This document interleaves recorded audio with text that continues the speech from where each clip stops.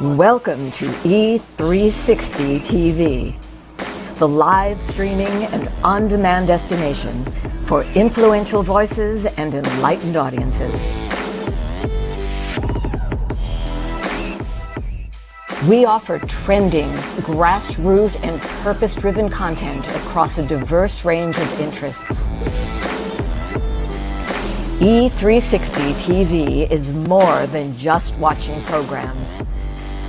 We offer the ability to interact with live shows connecting audiences to real, authentic influencers and storytellers while streaming to millions of devices.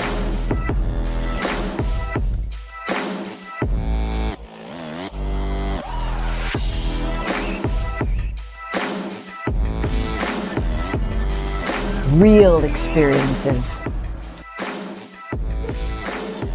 Raw conversation. One destination for it all. E360 TV.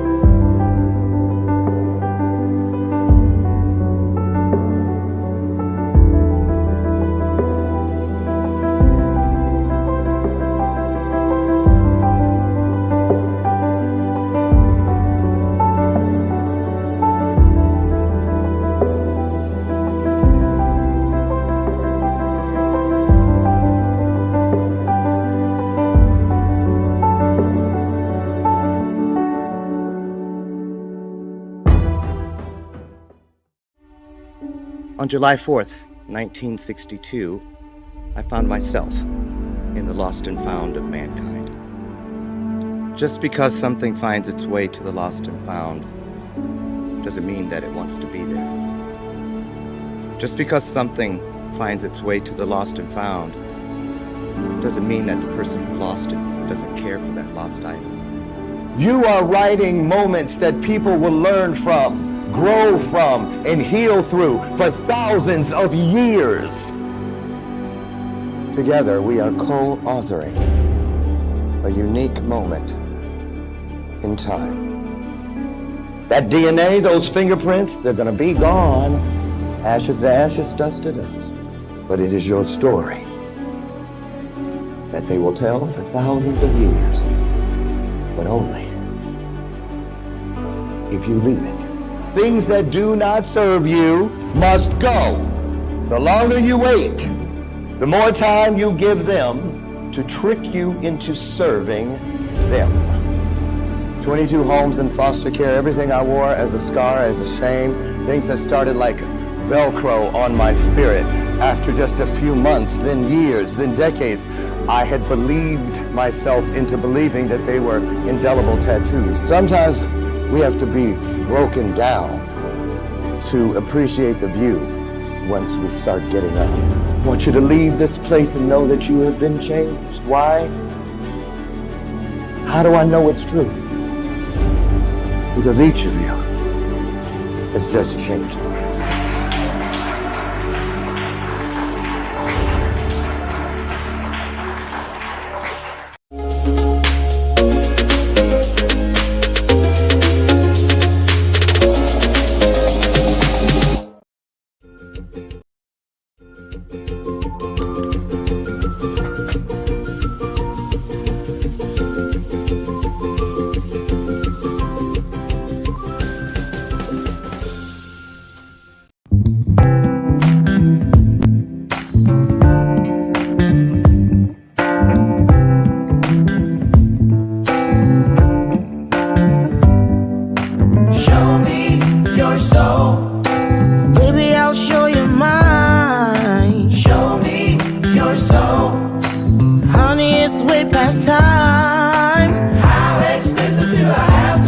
Need I spell it out before you get it, baby? Show me your soul, and honey, I'll show you mine.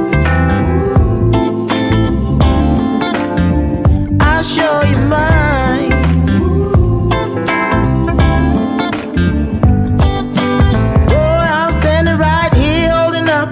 line.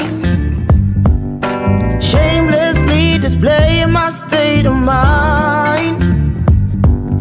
But you walk right past me, pretending like you don't see what's yours for the taking tonight.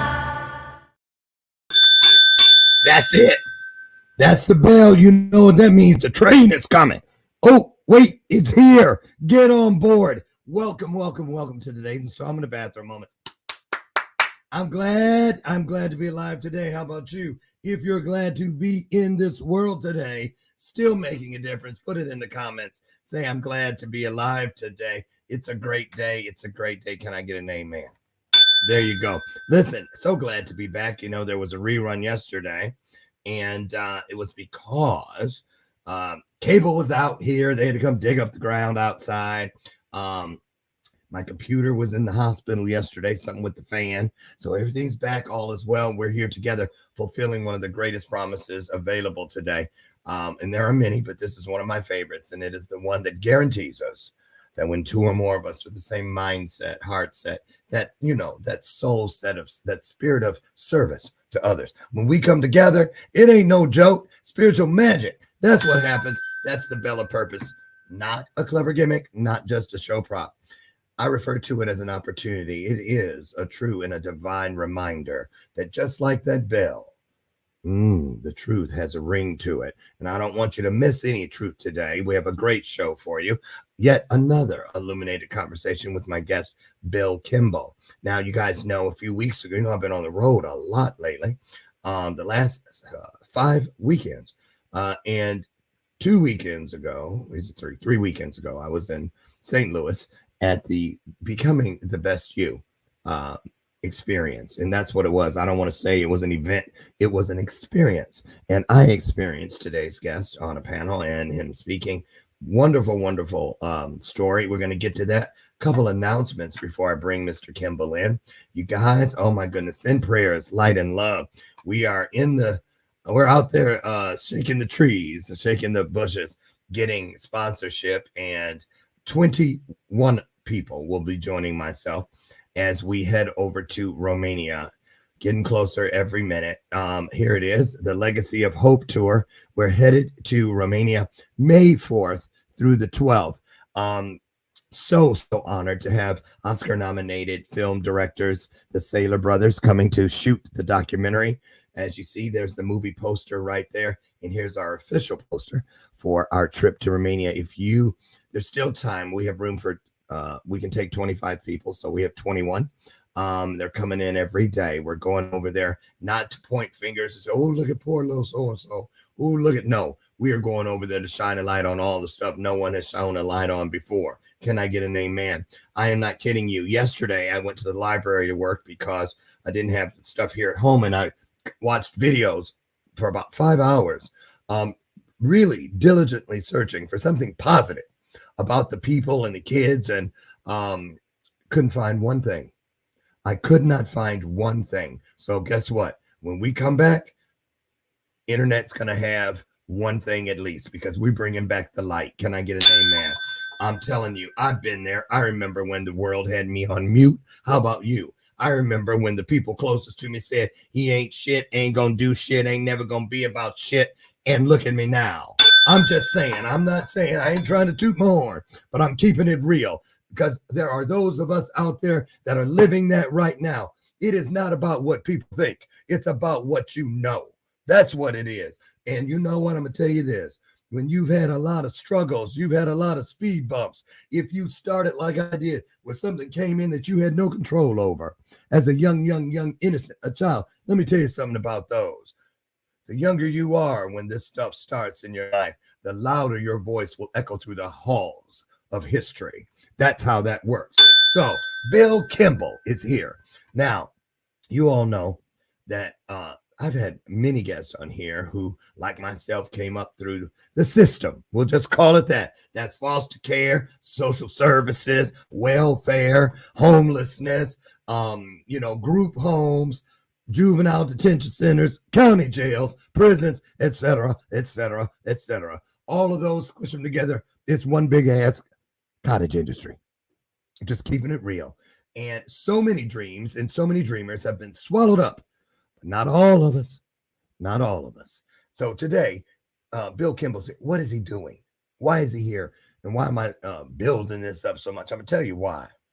Because this is an example of what can be. Okay. Currently, Bill is committed to providing housing for persons with disabilities and affordable housing in the Kansas City metropolitan area.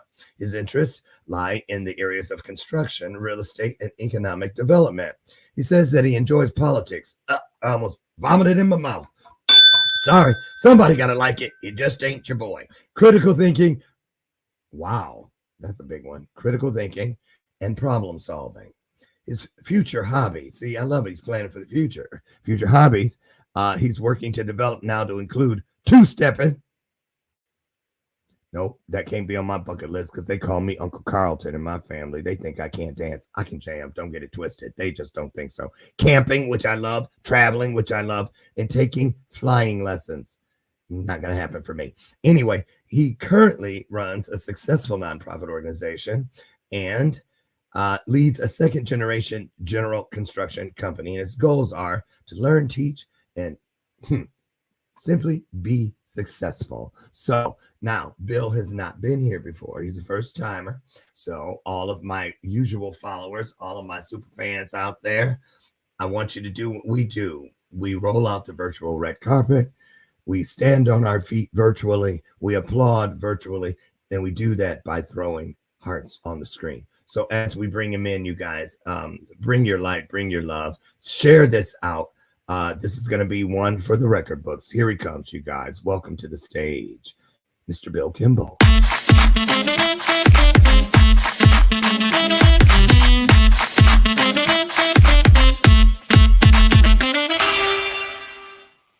Was I muted that whole time? No, I heard you. You guys at home, was I muted that whole time? Well, Bill heard me. I've done that, I sat up here and did a 5-minute monologue, especially when stuff has been disconnected. I would hate for everybody to miss all those lovely things you said about me. I know. I sure hope. Let me see. Wow. Please don't be muted on that. There's a lot of comments. Okay. Nobody said they couldn't hear. Good. Thank you, Jesus. Thank you, Lord. Bill, welcome to today's installment of Bathrobe Moments. I got on one extra layer today, this little jacket. Not because it's that cold in the studio, but I just thought it was so cute with my little brown Willy Wonka shirt. So I just left it on. So, but anyway, I want to welcome you. How you feeling? Hey, I'm feeling well. I'm feeling good. This is BTYB week here. You today, John E. Avocado. Remember him? I vaguely remember. Yeah, he was there. Brian Ashworth, he was there in St. Louis. And then Friday, Isaac Wambao. I think that's it. He was also there. So every guest this week, I met you all for the first time in person at Brenda Ringwood and Terrence Leffridge's event, Becoming the Best You. And that was a great conference. I really appreciate going. Me too. It was the real deal. So Bill, okay, that resume, all those certificates and degrees. I didn't know you had all those degrees. Brenda kept telling me he is a brilliant man, Lauren. He's a brilliant man. I thought what that meant. But when I looked at your resume, I was like, oh, damn. Because, again, I was doing what so many others do. When you hear someone's backstory, just the backstory, and they're all over the place, you assume a lot.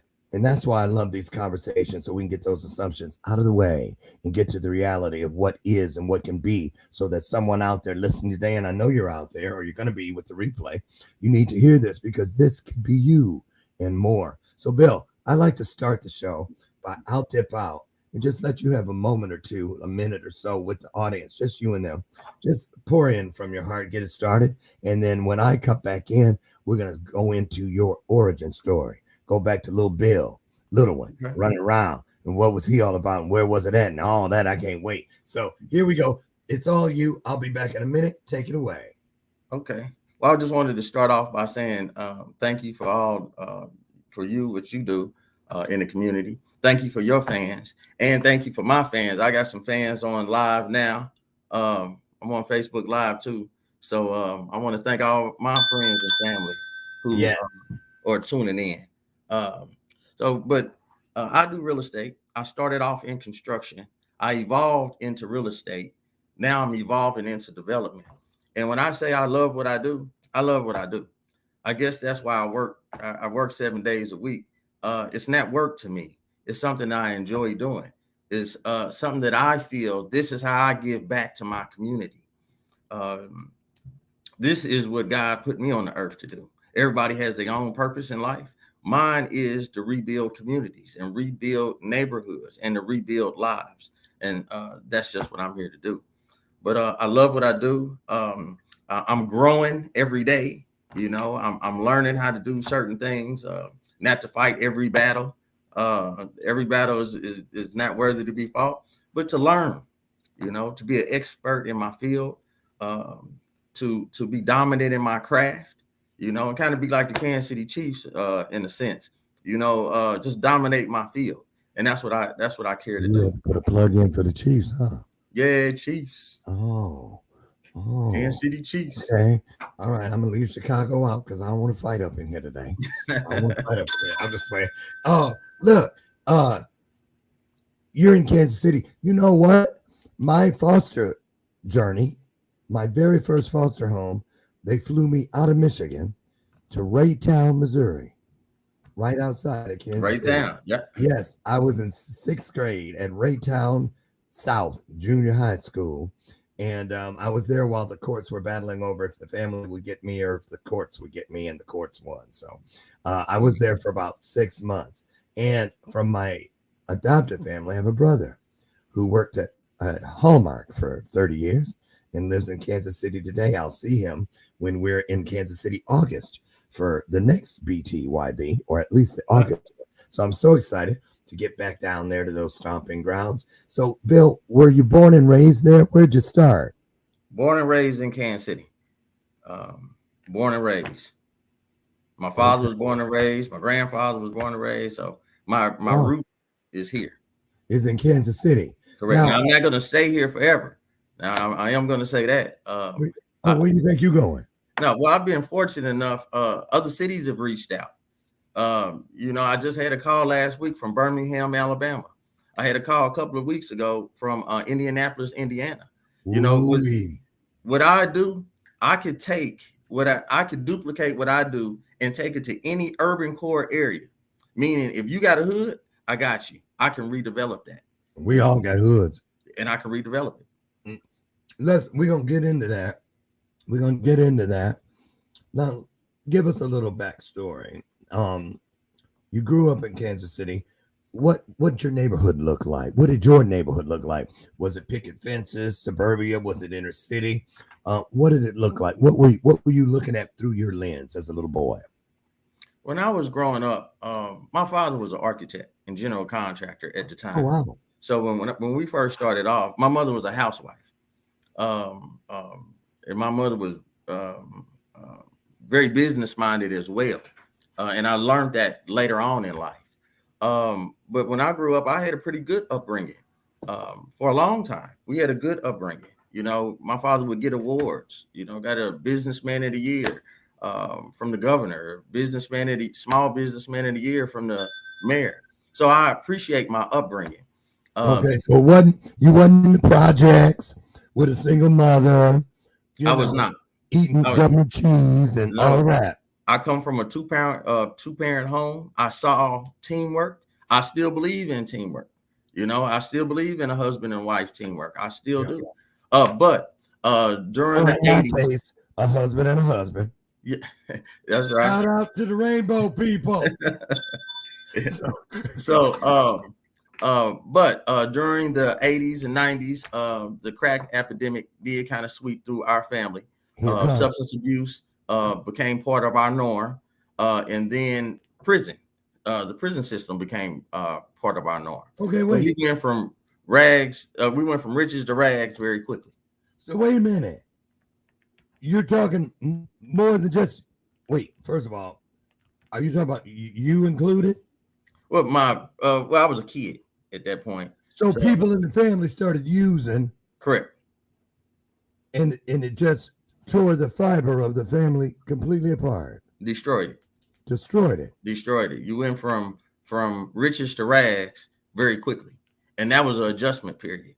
And from that, with the crack epidemic sweeping through like it did, then that led me to go to a stray to a certain point. Not a victim, because I don't like victims, but it led me to go to a stray. So I went to the streets. So before I know it, I'm out here thinking I'm tough out here in the world, slanging and banging and doing a whole bunch of stuff I didn't have no business doing either.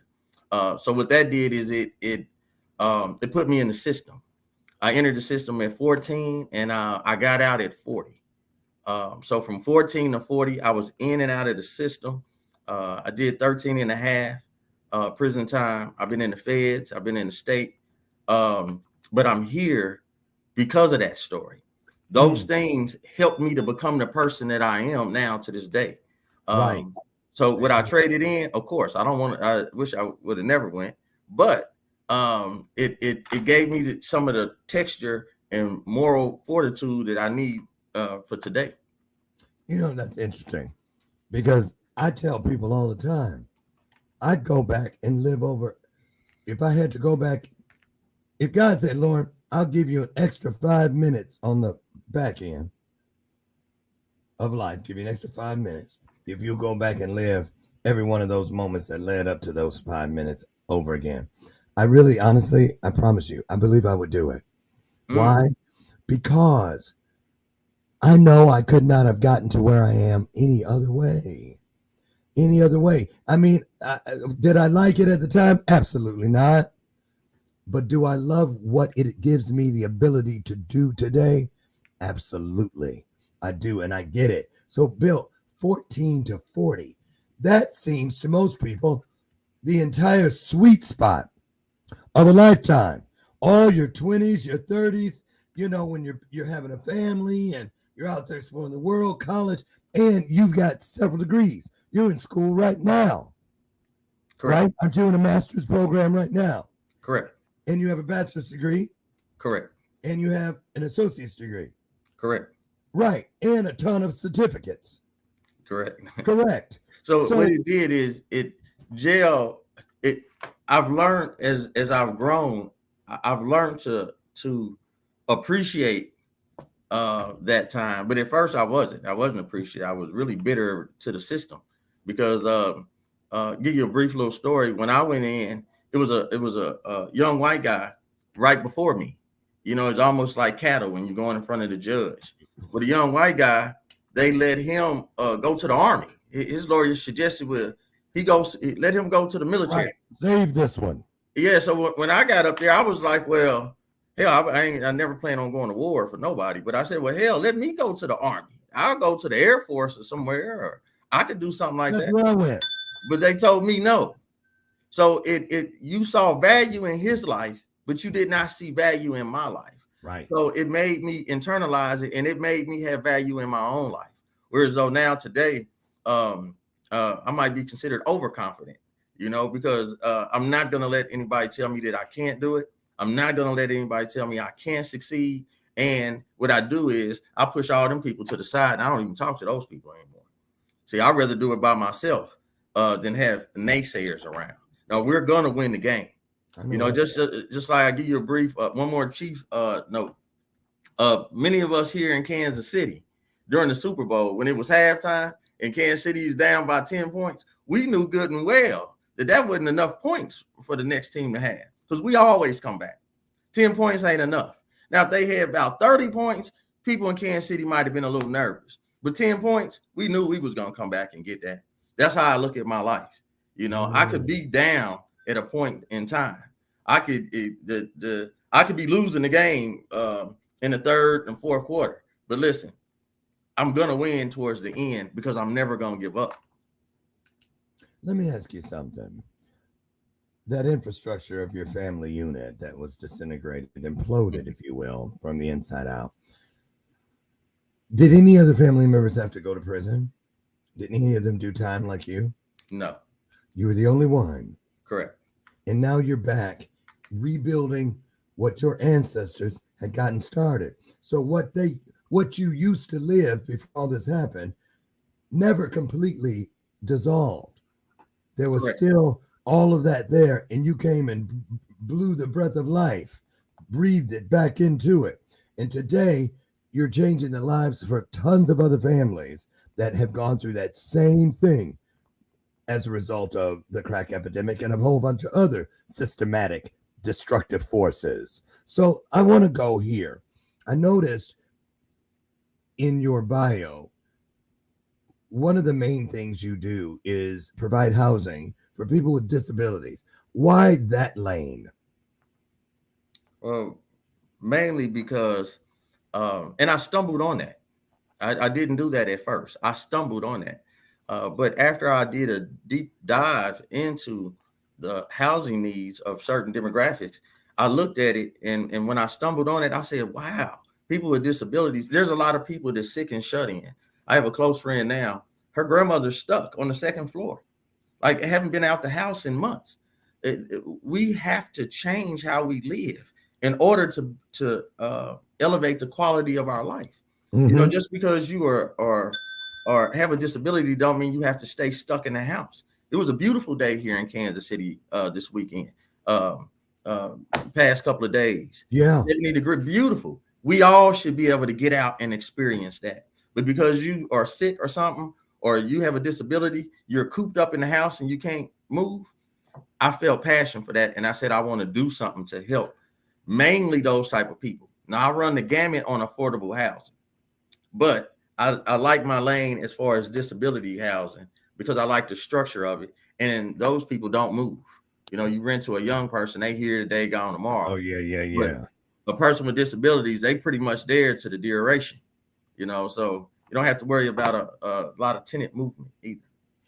Well, you know, I'll be honest. When I read that, I read it yesterday, you know, getting in preparation for today. And I said, well, I didn't know. I never thought about that. I have a lot of friends that are in real estate, you know, just living houses or selling houses, realtors. But I did not know this. So I thought it'd be great just to bring people up to the same page about this particular issue of housing for people with disabilities. And so I found a little clip. I want your opinion. We're not going to watch the whole thing, but let's just take a look at it a little bit. Think back to the first time that you moved away from your parents' house. What were you feeling? Excited? Scared? I mean, I'm sure it was a whole host of feelings, but as long as you left willingly, I'm sure that one of those things was that you had this greater sense of freedom, that your whole world just opened up, and now you have the opportunity to learn those life skills. It's a monumental time in all of our lives. But unfortunately, across the United States, people with disabilities are facing a severe housing crisis that's keeping them from being able to experience these emotions.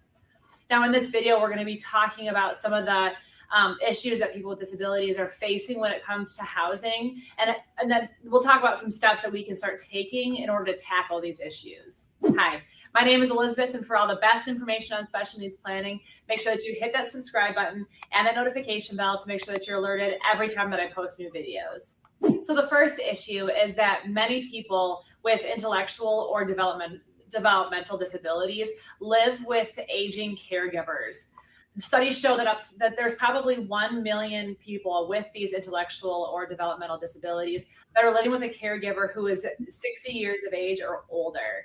And unfortunately, a lot of these people don't have a plan for when that caregiver is no longer able to take care of them. Now, there are many factors that keep families from planning for the future. One of the misconceptions is that planning is really only for the wealthy. But we know from previous videos that it only takes a very small amount of money left to a person with a disability who relies on benefits to eliminate their eligibility for those benefits. It's so important that aged caregivers are supported and encouraged to plan for the future so that when something happens to them, they don't have to worry about what's going to happen to their children or their siblings that they're taking care of. Okay, right there. Let's just go there. When you chose this lane, did you open up? Do you remember that moment when you said, boy, what a can of worms I've opened up?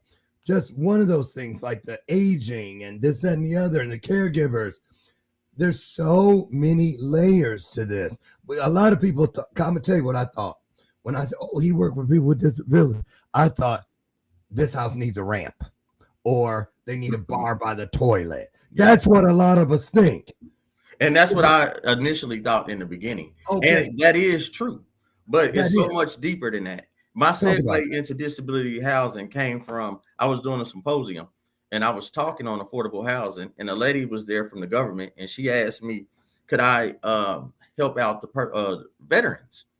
And so I knew nothing about veterans, you know, at the time. So what I did is I went to the local VA, and they had group meetings, and I just volunteered. I just came to the group meeting, and they kind of assumed I was a veteran, and I just kind of sat there and listened, and just hearing their needs. I said, wow, you should be able to find housing that fits those little simple needs. So that looking for housing, providing the housing for veterans was my segue into disability housing.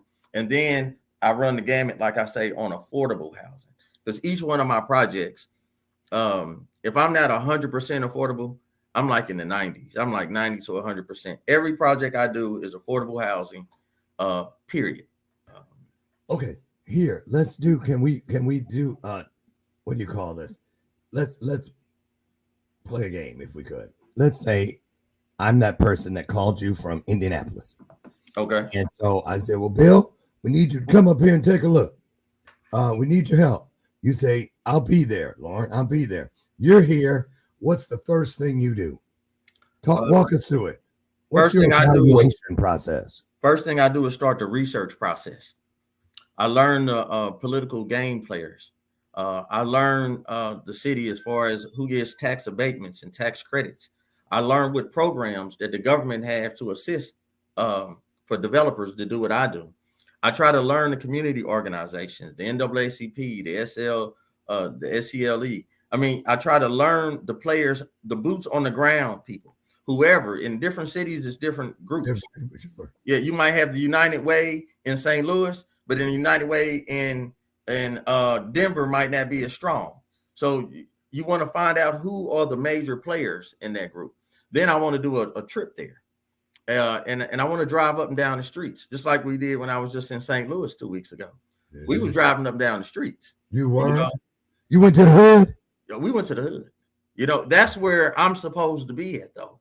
Well, see, when I'm supposed to go to the neighborhoods that people turn a blind eye towards. You know, we was out there desolate, been forgotten. We drove past somewhere in St. Louis, and they was burning tires outside.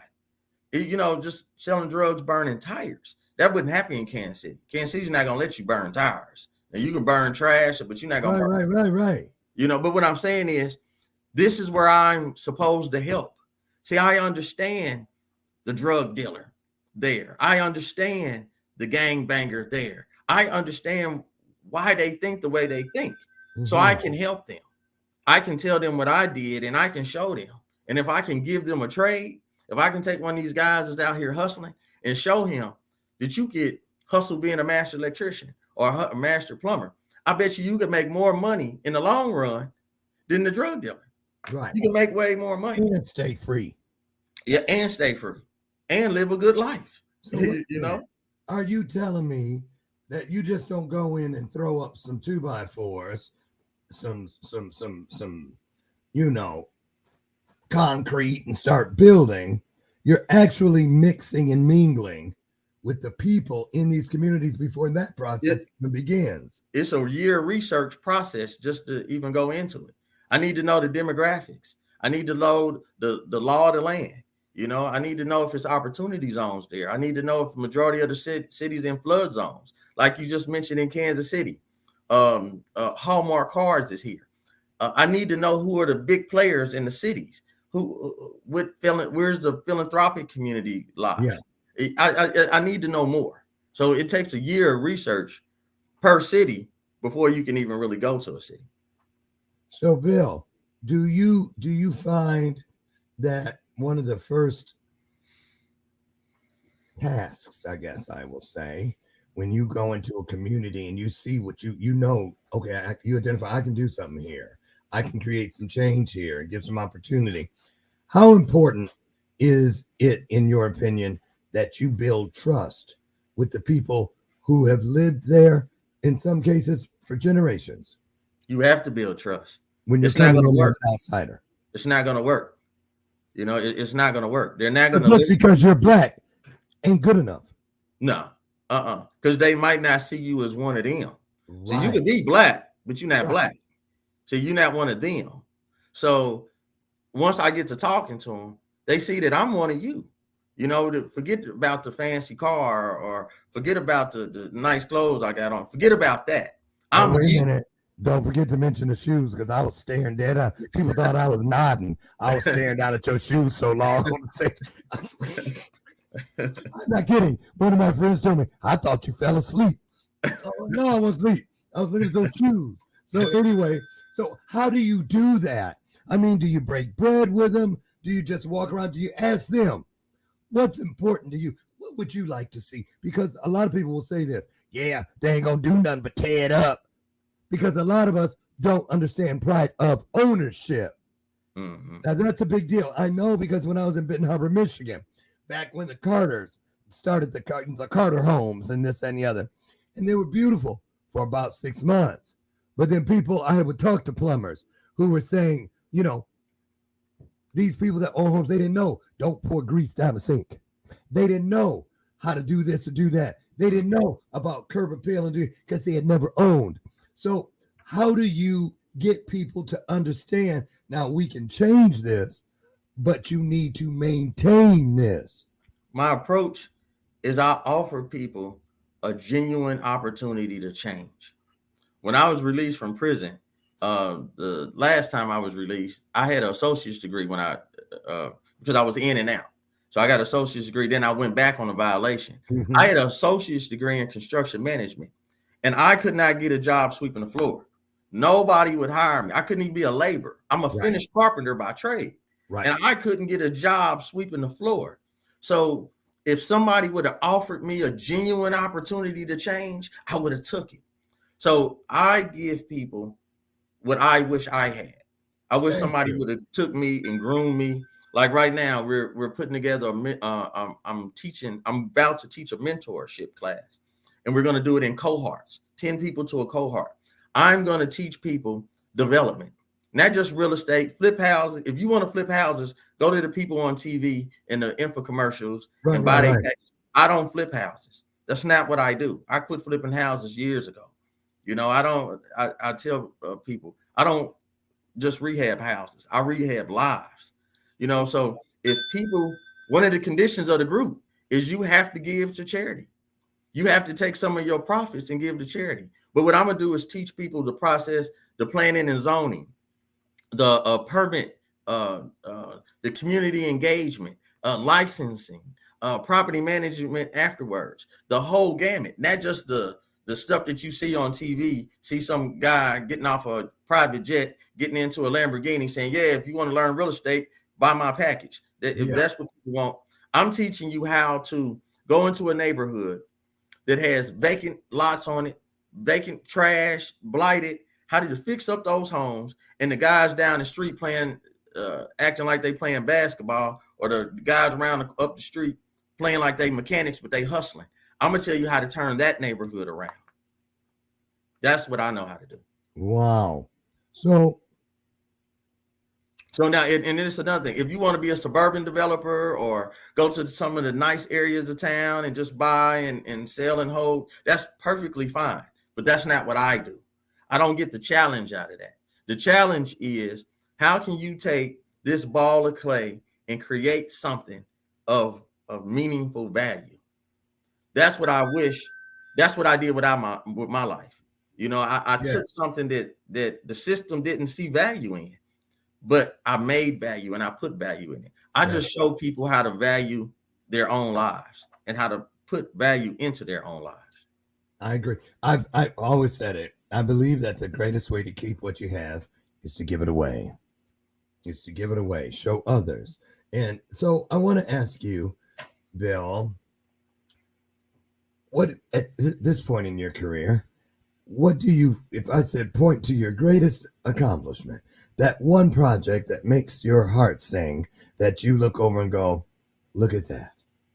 Look at I that. haven't done it yet. The projects, I'm just getting started. I guess some of the biggest projects that I'm working on is my son's going to run for office in 2 years. I guess that might be my biggest project that I'm gonna work on. I mean, but if you talk even about housing, nothing about my life do I look at, and because I think that everything I'm doing that I'm supposed to have done anyway. But I haven't hit that pinnacle on a project yet because it's not about the project. I could build a 200 unit complex over here. I can do infill development over here, but it ain't about that. It's about the people's lives I changed that was already living there. See, I make sure gentrification doesn't happen because I allow the people that's already living in the neighborhoods to buy the houses. You know, we're not putting it on the MLS. Where I'm not giving it to an agent or a broker to sell to the highest bidder. I don't care about the highest bidder. I care about the longevity and the health of this community. And it's important that the people in the community be offered the opportunity to stay in the community. So I don't just put it on the market and go to the highest bidder. So I guess the biggest thing that I'm working on now, I guess would be not in a development as far as real estate, but developing self. Yeah, That's I'm right. constantly working on myself. That's right. Because if the people love themselves, then they're going to love everything that they build around themselves. And Correct. so, absolutely right. I get it. We do the same kind of work, just with different tools. And you use brick and mortar, and I use something different. I love it. So, what about this? I'm gonna switch it up on you, because see, here's a piece that a lot of people don't know that we deal with. They see what we show them, and then they assume a lot more from there. But I know, and I'm sure it's the same with you, Bill. Tell us about something that keeps you up at night, because you know what I'm talking about. When you look at it, you know, I mentioned the Romania trip. I'll give my own self as an example. People don't realize, you know, this morning, that's kind of how I got behind. I stood outside this morning while the car was warming to go to the health club. Next thing I know, 38 minutes had gone by because I was just standing out there talking to God about, please, I hope I haven't bitten off too much. And I said, you know what? You told me not to use that word TOO unless I put it at the end of a sentence, you know, where it's inclusive. You can have some too, Bill. You want to come too? But when I move it, I'm not believing that God is going to continue within his promises, that he's never going to give me more than I can handle. But we still deal with it. You know what I'm talking about. When you see something and it seems so big, and we still, you know what I'm saying. What can you share with us? And then I want you to, right after that, tell us how you get past it. Because I had to have one of those come to Jesus moments with myself today, when I start doubting or worrying. So what is it that keeps Bill Kimble, if anything, awake at night? I guess if I had to express a disappointment that a couple of disappointments that I witnessed that I would want to be able to correct is people's lack of vision. Some people just can't see farther than what they can see. As a boy, my father spoke life into my future. He told me what I was going to be. I didn't, my mother and father didn't ask me, hey, what do you want to be when you grow up? And they never did that. He told me what I was going to be when I grow up. He said, you're going to be a real estate developer. You're going to change lives. That's what he told me. So as growing up, I wasn't thinking about, well, I might be a fireman. I might fix cars. I might do none of that. I'm going to be a developer because my father told me. So I would think if one big thing is people lack vision in their own lives. So they don't have a vision for their community because they don't even have a vision for their own life and their own household. And then if I had to say a second thing is the destruction of the family, the nucleus of the family. I see it. So many of the young ladies that most of the people that had the vouchers are young ladies. They don't have mates. You know, they raising these kids by themselves. Yeah.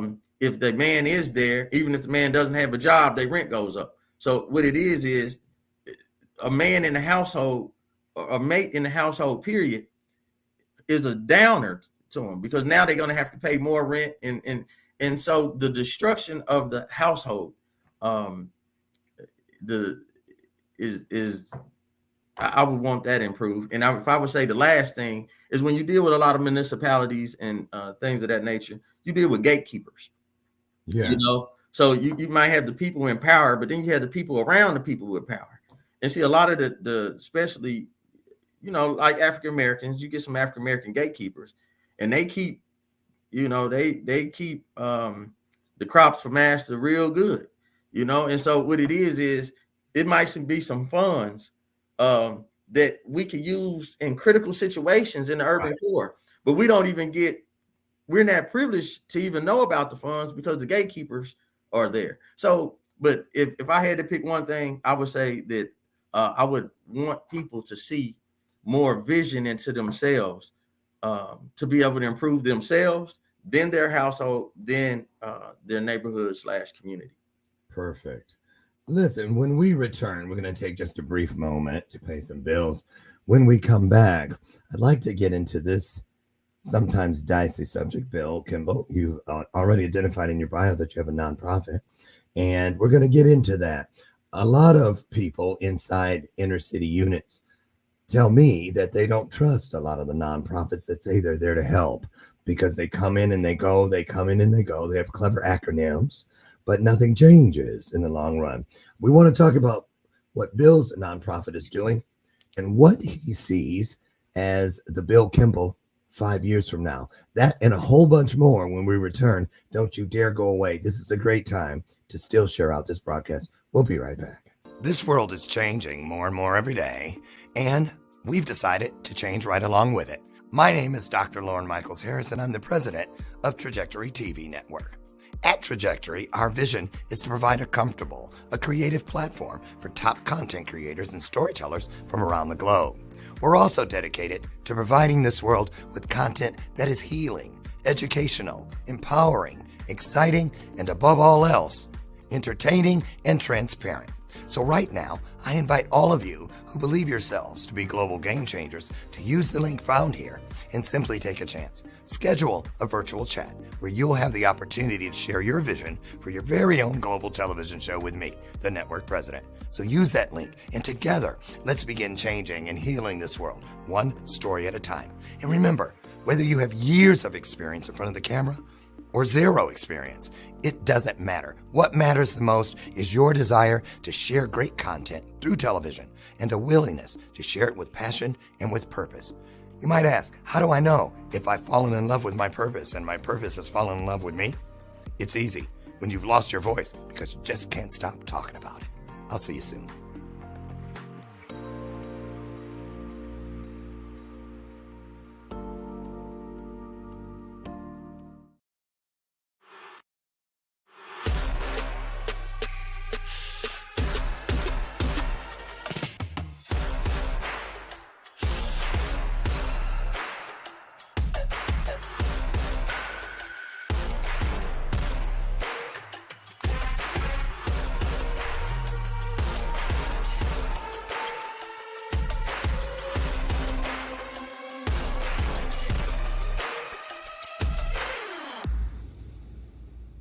You can navigate the legal and emotional journey of divorce and exit a marriage the way you entered it, with mindfulness, love, and respect. Solace Divorce Mediation is a full-service law practice helping couples focus on the health and well-being of children and their forever co-parenting family. Our streamlined divorce journey offers flat fees with an estimated completion time frame of 2 to 4 months. If you or a friend need us, visit solacedivorce.com.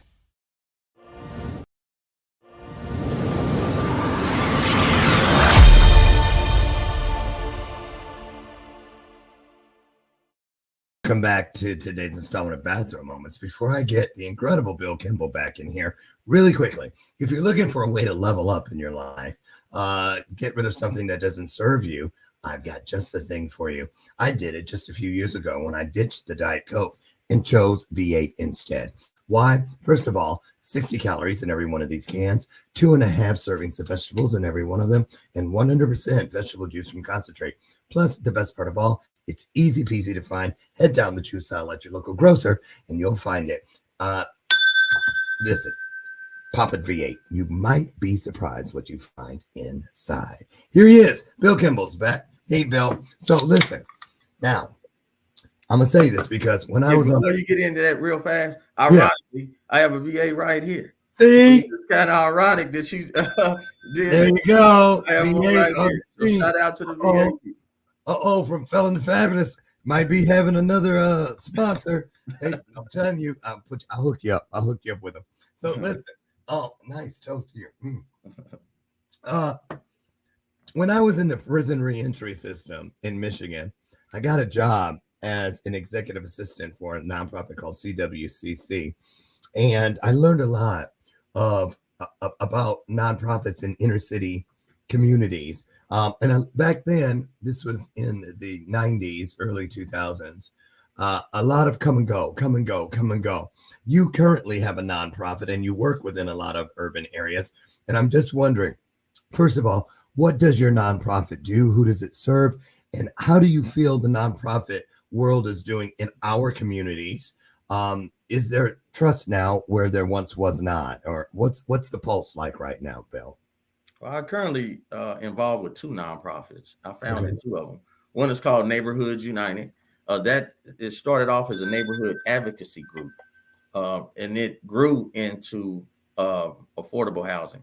It grew into neighborhood revitalization projects. That's where Neighborhoods United was always geared to go. The second nonprofit is called the Affordable Housing Coalition, and that's the 501c3. Because all nonprofits are not 501c3. Correct. Most people don't know it, but most nonprofits are not 501c3. But this one is, because this is the one that will be doing bigger projects with the federal government and with the state government and things of that nature. But one thing that I've noticed about nonprofits is when you talk to people, most people have something dying in their heart that they want to do. It could be sickle cell. It could be somebody passed away with cancer and they want to help something. They want to give poor mothers Pampers for the babies. Most people want to give back, but they just don't know how. So, and I think the biggest issue with nonprofits, especially in the urban core, is they don't immediately, once they started, they don't immediately put together a plan for long-term financing. They depend on donations. They depend on, they eat out the trough, sort of say. So when a bigger nonprofit gives the little nonprofits money, but that does happen in the beginning.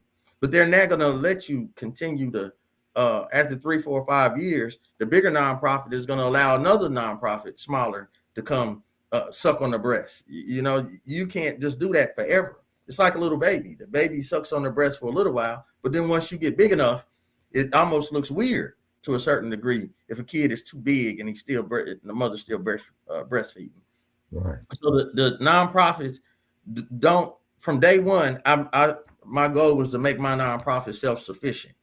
From day one, from the day I pulled the license and stuff, the day I got it certified, I said I have to make my organization self-sufficient. So if somebody was out there thinking about starting a nonprofit, and I would tell them, continue your charitable mission, but also figure out how to make money to keep your doors open. That's the thing. That's why so much trust is lost. They come, something happens, everybody driving new cars, whatever. Next thing you know, they're gone.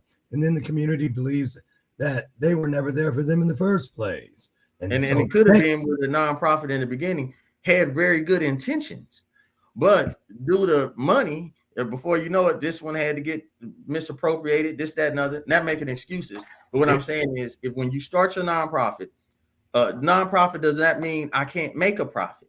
You can make a profit. You can make money.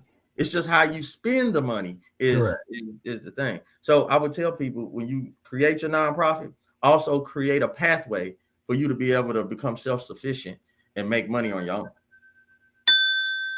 Couldn't have said it better myself. So, man, this hour flew by. We got a couple minutes left. Now, I did hear rumor. I bet you haven't heard it yet because they told me not to say nothing. But I heard a rumor that they may be bringing the show Empire back and somebody said they should make you the new Lucius. I said that's why he got those braces. I knew it. Right. So hey, I did my first movie last year. You can too. Okay. I'm gonna tell you they're gonna come calling, Bill, because I'm already gonna put you in the pocket of one of them. Okay. Out to Arizona with me. Sounds good. I need to get on here. Where is it? I had the director on last week. Yeah, a remake of Charlie's Angels with all black people called Dark Divas. And I'm gonna play a diamond fence who also sells bulletproof suits. And the mob kidnaps me and tortures me for information. Oh, get out of here. Okay, you already got the script and everything. Yeah, we got the script. We did the read through last Sunday. Get out of here. Okay. Yeah, I'm telling you, Bill, you want to be in a movie? I do. I get done. I do. Done. I ain't playing. Listen, where can people go to find more about what you do? Because there's so many different irons in the fire. Where is the best place for people to go to be indoctrinated, baptized into all this great work you're doing, Bill? To find me, I've been in the historic 18th and Vine district in Kansas City, Missouri for over 20 years. There's a website? Kansas City's known for jazz and barbecue, and I'm right in the historic jazz district. My website is neighborhoodsu.org. Neighborhoodsu.org. Or U-Y-O-U or U like university? U is in university. So neighborhoodsu.org. Now let me see. I'll pop it up. I was typing in. Tell me if that's right. Yeah, that's it. Okay. And also you can go, if it's easier, you could go to billkimble.com. And billkimble.com will lead you there too. Well, look at here. IMBLE.com. I got that too there. Correct? Correct. Okay. You guys, there they are. I'm going to take the liberty of dropping both of these links inside your comment section at the conclusion of today's broadcast. So you'll be right there. Boom, just touch it, and you can go. What's next? What's your next big project? That'll be the last thing today. What's your next big project? Hey, hopefully a movie in a minute. Yeah. Oh, that's done. No, as soon as I get finished, I'm going to do the contact card swap. We'll be going out to Phoenix together. Okay. My goal is, my vision that I see me doing is, of course, I'm going to expand out of Kansas City. I'm growing already. And I'm going to go city to city. And I'm going to reduplicate what I do and plant seeds in multiple cities with the same plan that I'm doing here. And I'll be able to grow and meet new people and experience new things. But that's what I'm still going to be based here in Kansas City, Missouri. But I see myself growing to urban areas everywhere.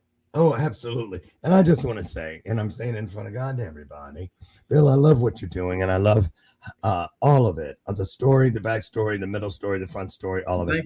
And anything I or my brands and my circle of influence can do to support you, know that is there for you. We need more people like you in this world. And I'm so glad that I met you at Becoming the Best You experience in St. Louis. Now, you won't have to stay in a hotel when we come to Kansas City in August because you live there. I guess I'll be in one somewhere. Probably a Motel 6 or something. I don't know. Hey, I got a house big enough. Come on. What? I got a house. See how I did that? Y'all see how I did that, right? Y'all heard it. This is being taped. You know that, right? Oh, we can run lines together for the movie. Yeah. That's what we'll do. Listen, Bill, I just want to say you're welcome back anytime. Any courageous storytellers that you meet along your way in those streets, anybody, if you want to use this platform to encourage them that there's more, by all means, send them at me. Send them my way. I mean that. I truly mean that. I want to thank you for all that you're doing to make this world a better place. And I thank you for the example for all of our people of color who are fighting their way over those barbed wires, whether they are tangible or ones that are in here. You can win if you want to. Bill Kimble, thank you so much for all you do. Looking forward to your involvement with new show coming. coming like next month, From Felon to Fabulous, right? That's right. Right. So Bill Kimble's going to be a part of that. I don't want to give too much away, but it's a great show. Never seen anything like it, you guys. I guarantee you that, on the Trajectory Network and E360 television. Lots of great things coming this way. Now, listen, you all, get out there today, won't you? And be the very best version of yourself. Remember, to accomplish anything in this universe, you only need to do two things. Wake up every day and look for something you can bring to this world that this world has never seen. But that means you're going to have wake up and be willing to be a you that you've never been. That's how it is. Bill, thank you. We will see you next time. Let me see what else I got here. That's it. Shout out to Brenda Ringwood. Thank you so much for bringing all this together. I just love her. Brenda Ringwood's the deal, the real deal, right? Brenda is. Yes, she is. Yes, she is. I'm going to give you the final thought, Bill, like Jerry Springer. Leave them with something they can take home and do something with it. The final thought that I would tell people is to believe in yourself. Change is inward. And once you change your insides, then you, by example, you can help others be able to change their insides. There it is. Nothing left to say. Listen, I'll see you tomorrow morning, 8 a.m. Central, God willing, out on the front porch, and we're going to do it all again. And as I say in parting every day, I love me some you, and it ain't a damn thing you can do about it. I'll see you tomorrow. Bye. Bye, everybody. Thanks, Bill. Great job. Thank you so much. Appreciate you.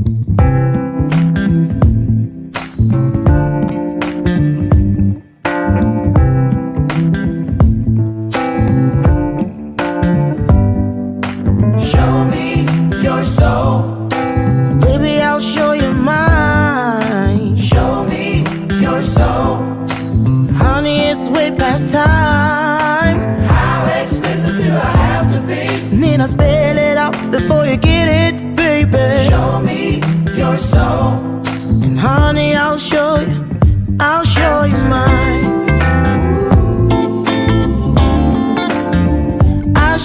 mine.